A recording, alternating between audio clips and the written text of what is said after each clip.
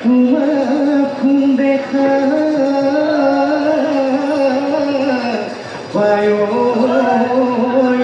ওই মোর বলিয়া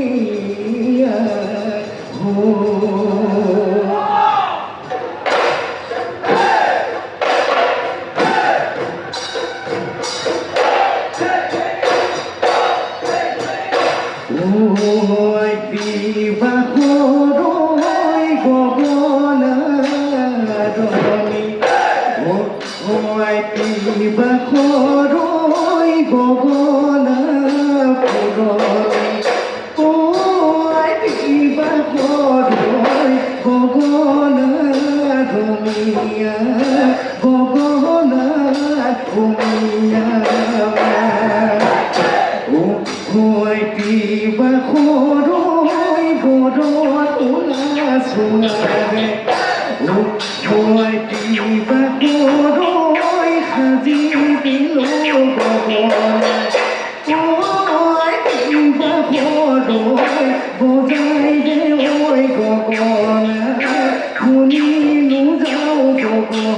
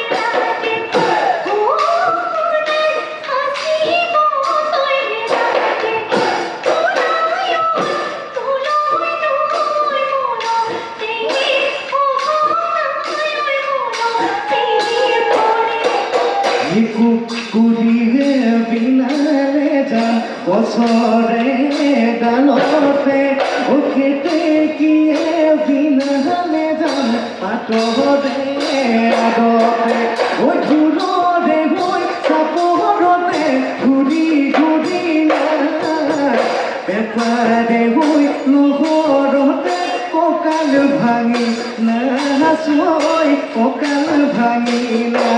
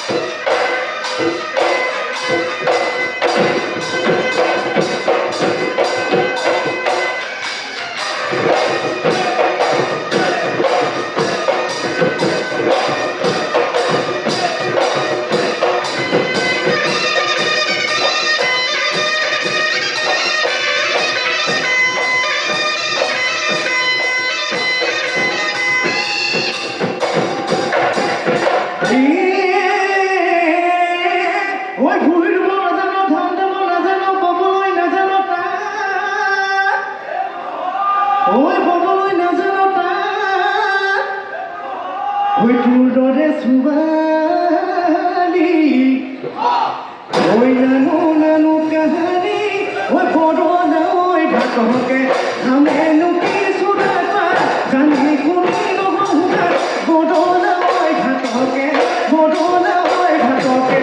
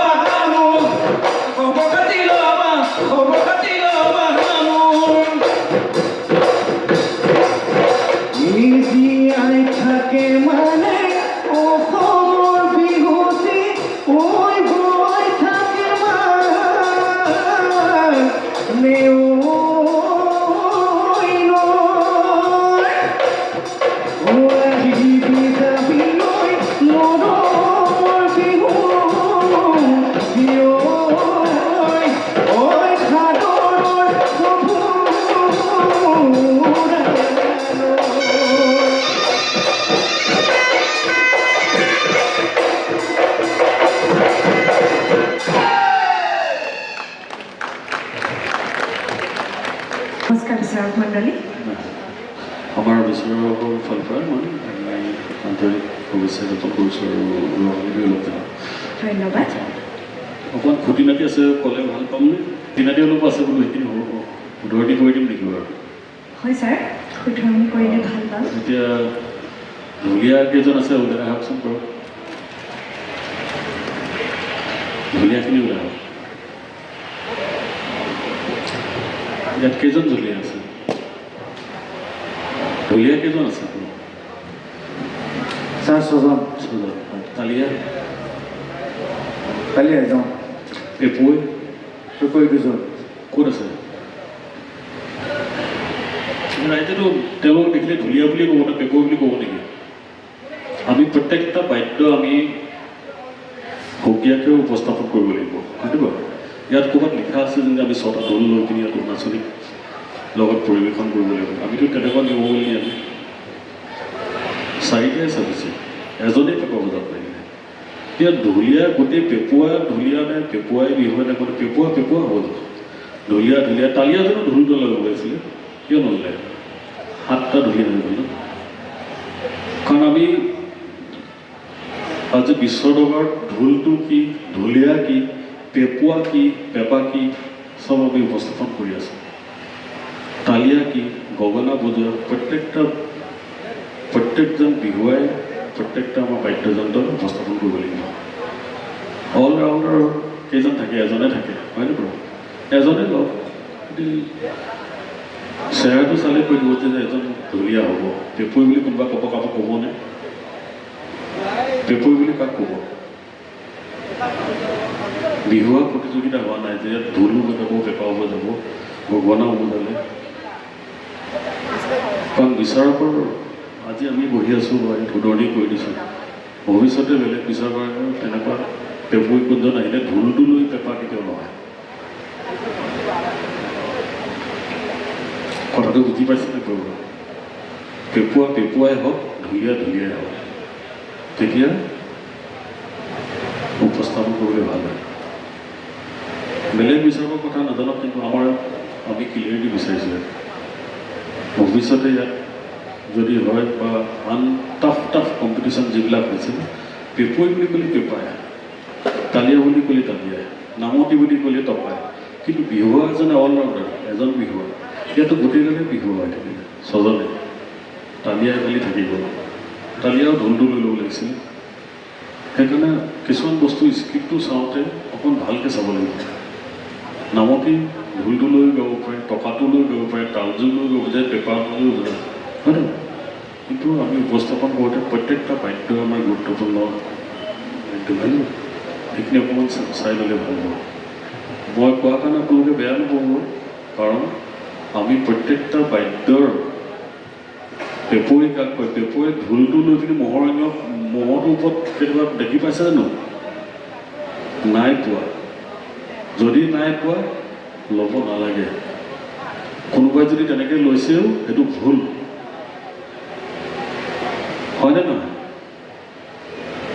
সেইকাৰণে যিটো আছে সেইটো কৰাটো ভাল।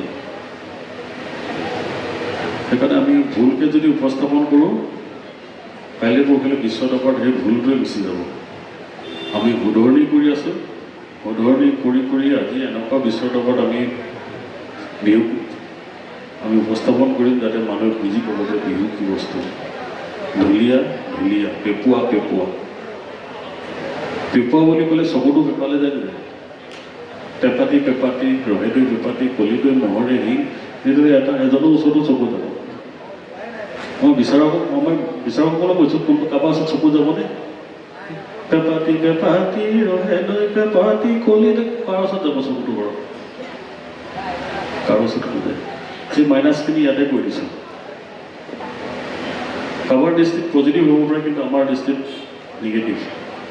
সেইকাৰণে উপস্থাপন কৰোঁতে ইমান সুন্দৰকৈ গৈছে বস্তুখিনি, কিন্তু এটা এক্সট্ৰা বাদ্য লোৱাৰ কাৰণে মাইনাছত গুচি গৈছে। সেইকাৰণে পেপুৱা হৈ থাকক, যে পেপুৱাটো ঢোলটো ল'ব লাগিব বুলি ক'তো আমাৰ নিয়মাৱলীত নাই, কোনো বিহুতলীত নিয়মাৱলীত নাই। পেপুৱাহে হ'ব। মই নিজে কৈছিলোঁ, ৰংপুৰীয়াত থাকোঁতে পেপাই লৈ আছিলোঁ। ঢুলীয়া কি যায়, ঢুলীয়াই বিহুৰ লগত সেইদৰে আমি তেনেকুৱাই কৰিছিলোঁ। গোটেইখিনি বস্তু আমি শুদ্ধটো বিচাৰিছোঁ যে ঢোলটো ল'লে মোক অলপ গুৰুত্বটো বেছি দিব বা মই ডাঙৰ বিহুৱা হৈ গ'লোঁ, সেইটো মিছা কথা। যোনে যি বাদ্য বজাইছে, নামতিটো ঢোল নোহোৱাকৈও হৈ যায়। আমাৰ খগেন গগৈ খালী হাতে, হয়নে? খগেন গগৈ খালী হাতে নামতে নাম গায়। তেখেত কি বিহুৱা নহয় নেকি? তেখেত নামতি নহয় নেকি? সেইকাৰণে গুৰুত্বপূৰ্ণ চবৰে আছে। মই বাদ্যযন্ত্ৰ নল'লেও মোৰ গুৰুত্বপূৰ্ণ আছে, মই খালী পৰিৱেশন কৰিলোঁ। পেপুৱাজনে পেপুৱাই লওঁ, ঠিক আছে? এইখিনি শুধৰণি কৰি দিছোঁ, বিবেচনা কৰিলে হৈ গ'ল যে শুদ্ধ কৈছোঁ নে ভুল কৈছোঁ, ঠিক আছে? কাৰণ আমি ভাল পাইছোঁ, ভালটো কিবা এটা আমাৰ বিচাৰকৰ আমাৰ কৰ্তব্য যে য'ত খুটি টানি আছে মই শুধৰণি কৰি দিব লাগিব। 6টা ঢোলৰ কোনো কথা, 2টা ঢোলে চাফিচিয়েণ্ট, কিন্তু 6টা ঢোল এইটো ঢোলৰ চলনাৰ নিচিনা হৈ গৈছে যে ঢোলটোৱে প্ৰধান বাদ্য, ঢোল থাকিবই লাগিব, সেইটো নহয়।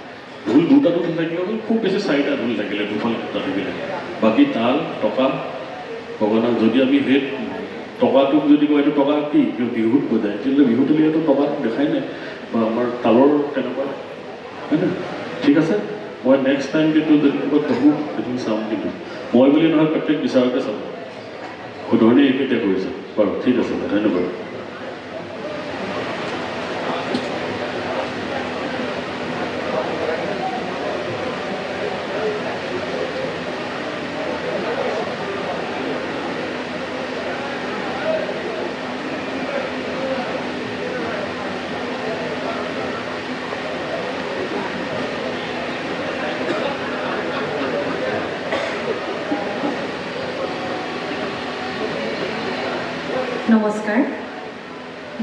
কৰা প্ৰশ্নটি হৈছে বিহুক কি ভিত্তিক উৎসৱ বুলি কোৱা হয় আৰু যিকোনো যোজনা এটা গাই দিয়ক। জাজ নম্বৰ 1, বিহুক আচলতে পৰম্পৰাগতভাৱে কৃষিভিত্তিক উৎসৱ বুলি মনা হয় আৰু বিহুৰ যোজনা এফাকি মই গাবলৈ ওলাইছোঁ।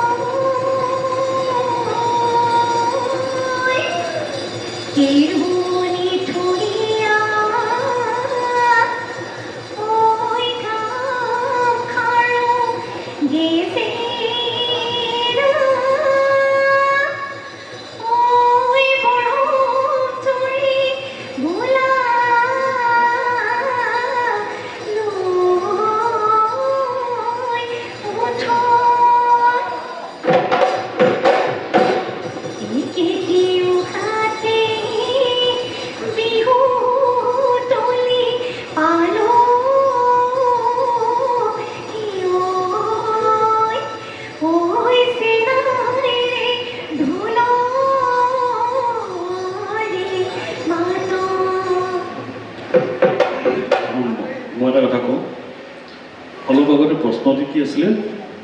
বিহুক কি ভিত্তিক উৎসৱ বুলি কোৱা হয়?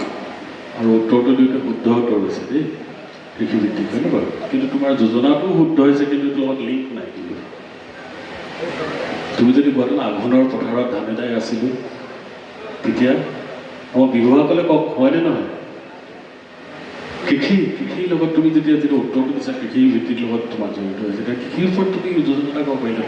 মোৰ এইটো যোজনাও শুদ্ধ হৈছে, কিন্তু ইয়াত ফুল মাৰ্কছ নোপোৱা তুমি। যদি আমি প্ৰশ্ন বিধানটো মাৰ্কিং ৰখাটো ফুল মাৰ্কছ হৈছে, কিন্তু তুমি কৃষিৰ লগত যদি কোৱা তুমি কৃষিৰ ওপৰত যদি যোজনাৰ ওপৰত গোৱা তুমি ফুল মাৰ্ক পোৱা।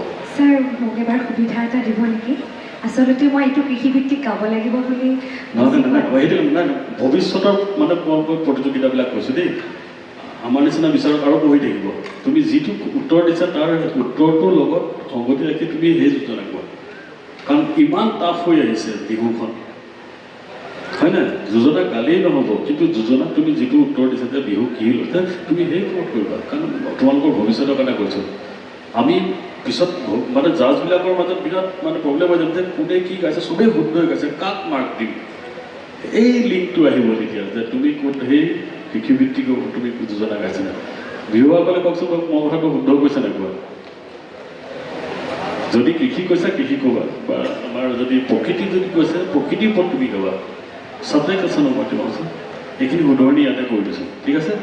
পিছত কৈ যে মইতো হ'ল ইমান ভালকৈ শুদ্ধকৈ গাইছিলোঁ, কিয় নাপালোঁ? কিন্তু সেই সৰু সৰু কথাত মানে মাইনাছ হৈ থাকিব, ঠিক আছে? ভৱিষ্যতে যি প্ৰশ্ন নোপোৱা তাৰ ওপৰত গাবা, ঠিক আছে? ধন্যবাদ। এই চেগতে ইয়াত উপস্থিত থকা সমূহ ৰাইজক আৰু মোৰ শ্ৰদ্ধাৰ বিচাৰক মণ্ডলী, লগতে সমিতিৰ সকলোজন উদ্যোক্তাক মই মোৰ আৰু মোৰ দলটিৰ তৰফৰ পৰা ৰঙালী বিহুৰ বহুত বহুত শুভেচ্ছা জ্ঞাপন কৰিলোঁ।